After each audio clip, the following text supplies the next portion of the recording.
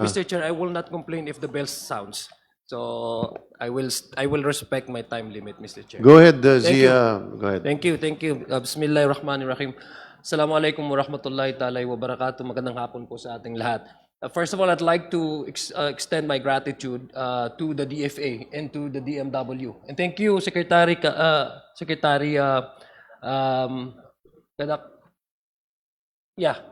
Secretary Hans for... hindi na, wala na pala siya. I was supposed to...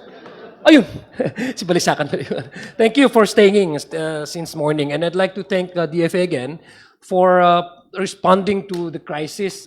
Actually, Mr. Chair, there are about 300 plus Muslim Filipinos that were stranded in Saudi Arabia and Jeddah while performing their minor pilgrimage because of the the ongoing crisis that happened in the Gulf region.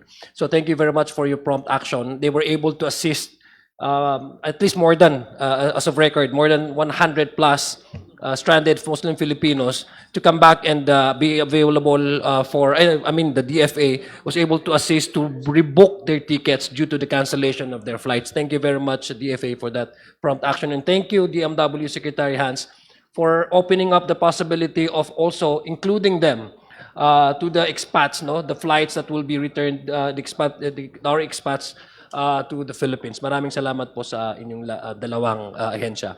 Mr. Chair, much of the questions that I'd like to ask have already been asked earlier, Mr. Chair. So, just want to, for the DOA first, I'm sorry if questions and concerns keep on going your way, because this is primarily an issue of the oil price hike. Correct my impression, because the way I understood during the exchanges since this morning is that, and you have categorically say that because of the deregulation law, the government has no way of intervening in so far as trying to assuage the rising prices of petroleum products, including its oil derivatives. Would that be correct? Yes. Okay. Mr. Chair, I would qualify it. There's another law which regulates. It's an exemption to the deregulation, which is the Price Act. But the problem with the Price Act, it only includes there part of the definition of basic necessities that are subject of price freeze and later on price ceiling by the President is the household LPG and kerosene. Does not include gasoline and diesel. Yeah, okay. Yeah, I understand that. So, gusto ko lang malaman and gusto ko lang din magkaroon ako ng understanding and pardon my humble appreciation understanding of the supply chain of petroleum vis-a-vis the dictation of its price in the international market. But the way I grasp the traditional arrangement prior to the conflict is that the Philippines buy crude oil and 98%, this is according to your study, 98% of the exportation of crude oil is dependent upon these Gulf states. Is that correct? No? Kuwait, Oman, and tama ba? These are crude oil, right? That's correct, Mr. Okay. And Mr. Chair. the crude oil does not go directly to the Philippines, is passed over to a country such as Singapore, China, and South Korea to refine for the refinery of these crude oils before the actual importation of the Philippines by these commodities and products. Tama ba? For direct importers, but we still have one. Yes. Well, they're the one directly importing, Mr. Chair. No, yeah, but the traditional arrangement is that it's not country to country, right? Yes. Tama. Okay. It's not country to country. That's why ang sinabi nyo, we don't have means to dictate upon the prices of petroleum products, including its oil derivatives, except for, of course, those that have been considered to be basic commodities, LPG, and the other one, under the Price Act. Okay, given na po yun. That's why we're having this hearing, is for us to look for possible ways in order to amend current policies, amend the regulation law. Now, question. Earlier, in the previous weeks, the government has purchased crude oil directly from Russia. Tama po ba?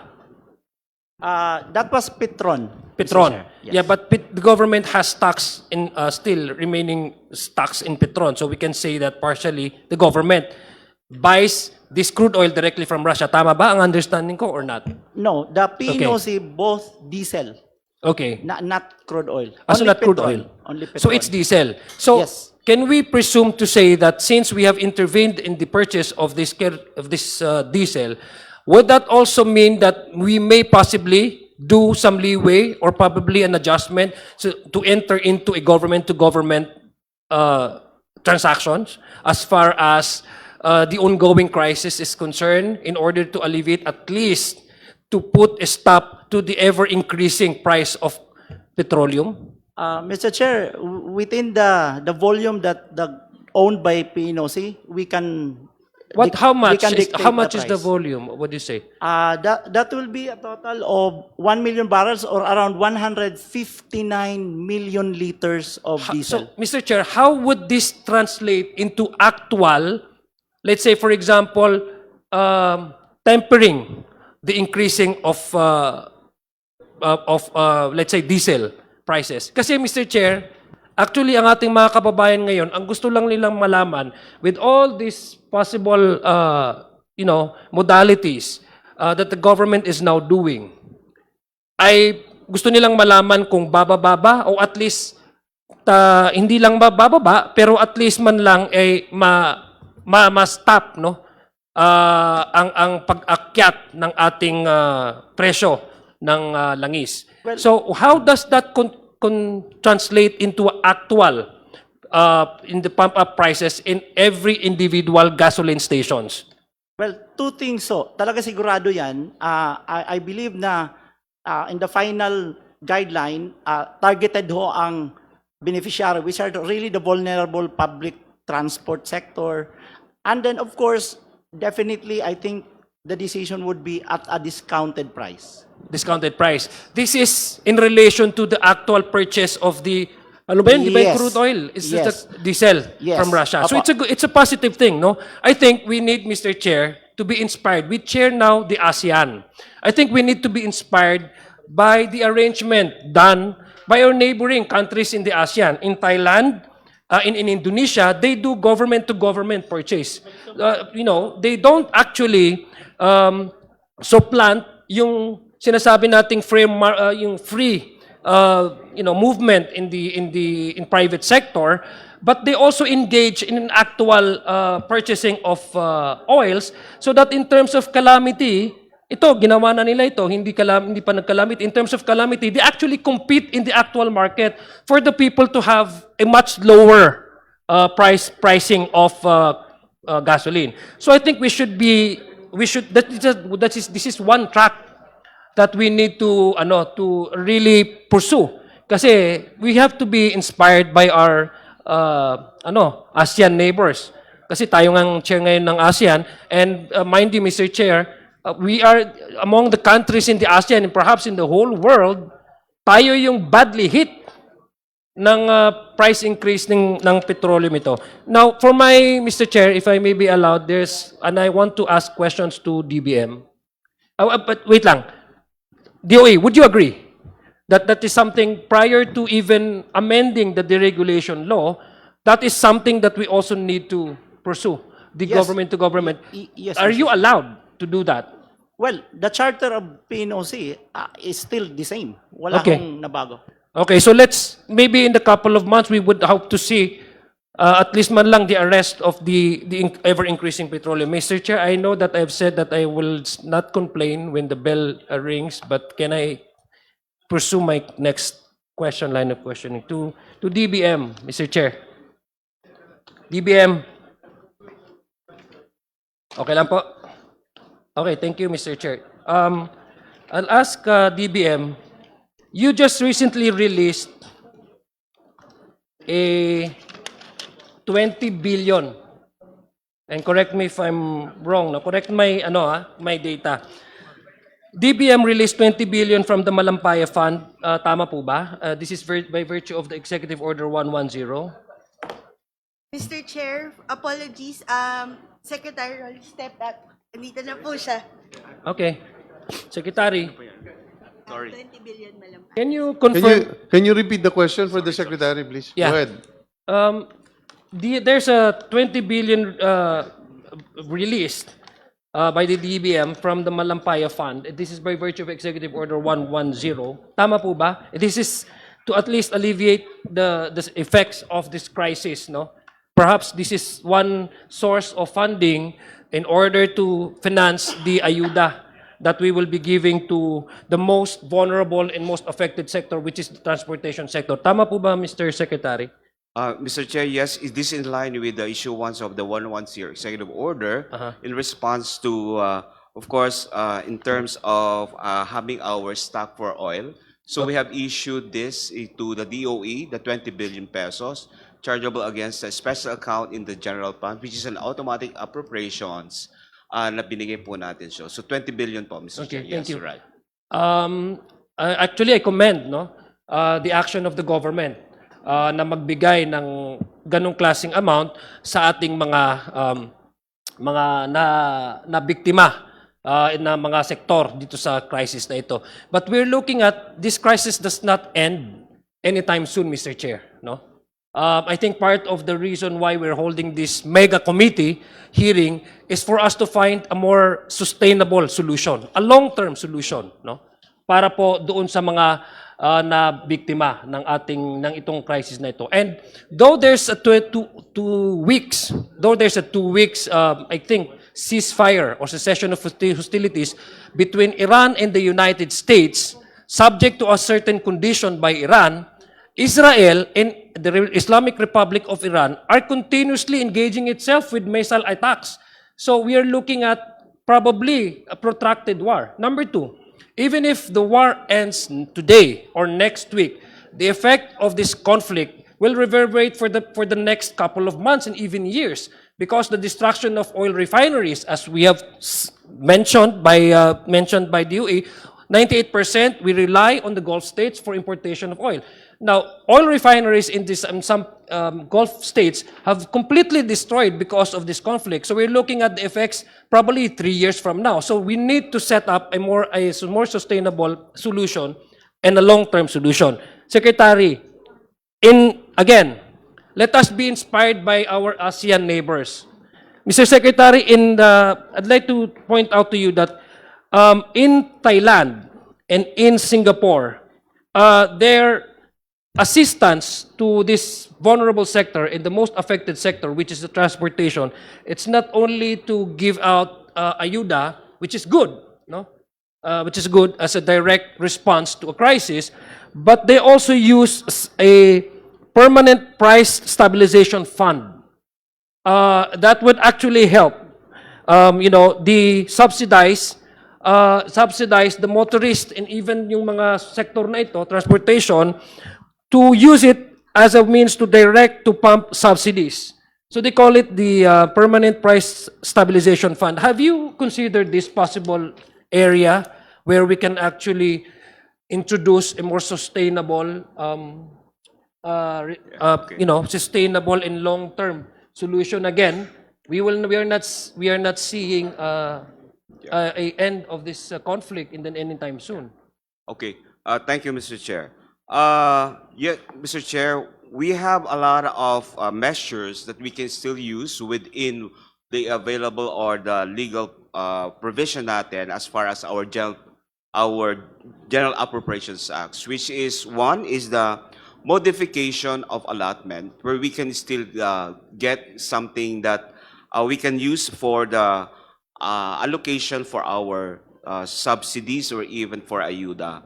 And through that, you can also use of some savings and augmentation from, as mentioned earlier, we are looking at efficiency measure to get a savings from our non-essential MOE, which we have initially computed will be getting around 12 billion to 25 billion pesos. And if there's still a need for us to look at funding source, we can also, under our general appropriations or the general provision of our GAA, mayroon po tayo doong provision for some suspension of expenditure where we can use that to augment those programs and activities that we need to support during this crisis. So mayroon po tayong provision. But as to the proposal of the Price Stabilization Fund, this was created under, this will be, of course, discussed with the legislative because this one was, of course, ginawa po ito through the our legislative process. Mr. Yeah, I Chair. understand that, but if I may be allowed, Mr. Chair. We will allow you one last question, Congressman Adiong. Go ahead, Can please. I ask two? The other one You- is just a simple yes or no. You go ahead. Just you. merge it Okay, quickly. yeah, thank you. Mr. Secretary, I understand that in order to institutionalize this subsidy, we need, of course, the legislative action from the House of Representatives.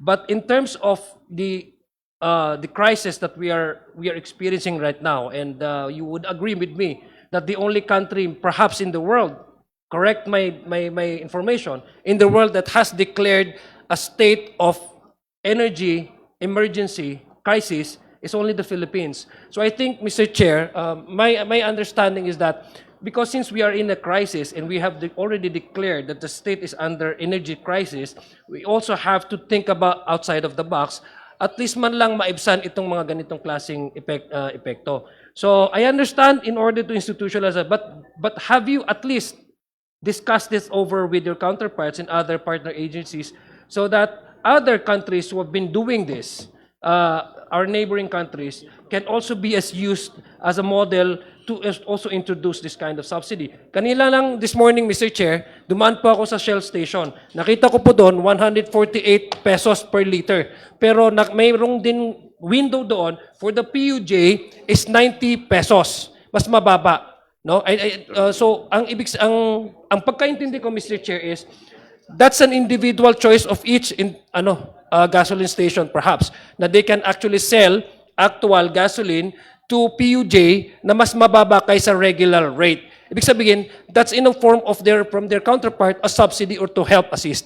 I think that's a good way of making our government use that as an example, which actually being used in other countries to subsidize hindi lang po sa pagbibigay po natin ng suporta through financial support, which I again believe that it's correct and it's wise kasi that's in direct response to a crisis, pero yung long-term solution po na po pwede po nating magawa, no? So I think, Mr. Chair, Secretary, would you agree with me? Secretary, it's a yes or no? Yes, Mr. Chair. Thank you very much. Thank For you. my last question, just curious lang po ako sa DMW, Mr. Chair. One last question, Mr. Chair. Kay Secretary Hans, I've read from the news and also during your presentation that you have already repatriated quite number of Filipino workers in the Gulf region, and I congratulate you for that, especially in Israel. I'm just wondering, ilan po din yung wala po bang mga OFWs or migrant workers in Iran? Kasi Iran, in the Islamic Republic of Iran, because I only hear Gulf states like in Oman, Bahrain, wala ho ba tayong number of Secretary, immigrant workers please. in Iran? Yes po, kami nagtinginan ni ASEC Jeremy ng DFA kasi po walang migrant workers office Okay. sa Iran pero may embahada tayo sa Tehran. Sa pagkaunawa ko po ay less than 50 ang OFWs natin kasi po may alert level ngayon doon. So meron nang na-repatriate ng nakaraan, if you will recall last year's From Iran? conflict with Israel. So hindi na ho nakapanumbalik. So it's less than 50 and as I understand it, around 20 or so have been repatriated by the DFA. But I'm really But while speaking for the ongoing DFA. po itong crisis, Secretary Hans, not before. Meron na po dalawang po with this na-report current po. crisis. Maybe more, but ASEC Jeremy from the DFA is here po. Please just inform us of the number once you get the confirmation.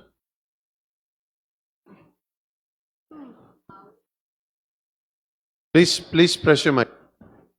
We will just inform you, Mr. Chair, of the exact number. But this repatriation is being done already through Turkey, and one group has already been repatriated through Hong Kong. So Thank it's you. ongoing, Mr. Thank Chair. you very Thank much. you. Thank you very Maraming much. salamat po, Mr.